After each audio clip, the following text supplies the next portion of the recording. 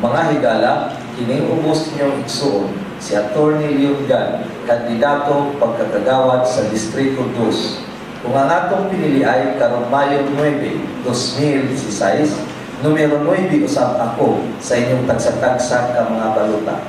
Kasabtangan kitang membro sa Konseho sa Dakbayan, isip ko sa kakonsihal, nahimo akong kaabang sa kalambuan apan baba diha sa kahilian.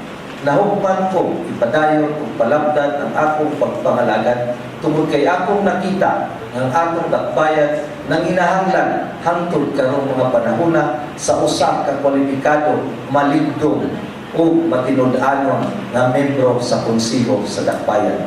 Sa atong pagkakonsihal, kita naguna sa pagbarong, pagtabang, pagpanalipod sa atong mga kaigsunan sa urban poor, batok sa pagpanghasi o pag-abuso sa ilang tagsa-tagsa kakatungod. Naningkamot kita nga sila mapanalipdan o mapabarong ang ilang tagsa-tagsa kapanimalay nga diin kapuy-an sa ilang pamilya o sa umalabot kay henerasyon.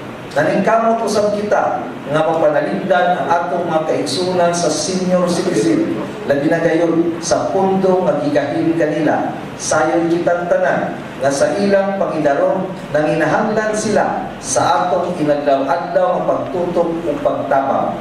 Isip membro sa mga lumad, dato kasandigan, ako usab naningkamot pagbarong diya sa Konseho sa Dakbayan sa pagpangita sa ilang nawala na pundo aron ang ilang katungod isip mga membro sa mga lumad kanunay mapanalipdan ug atong mapalambo.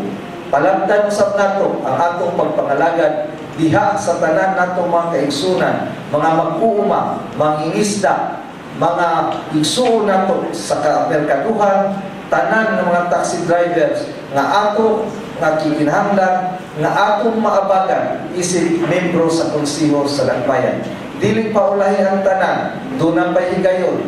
Karong umaabot Mayo 9, inyong igsuon, inyong higala, Atty. Leon Gan, sa kanunay kung inyong buligan, kasandigan. Salamat.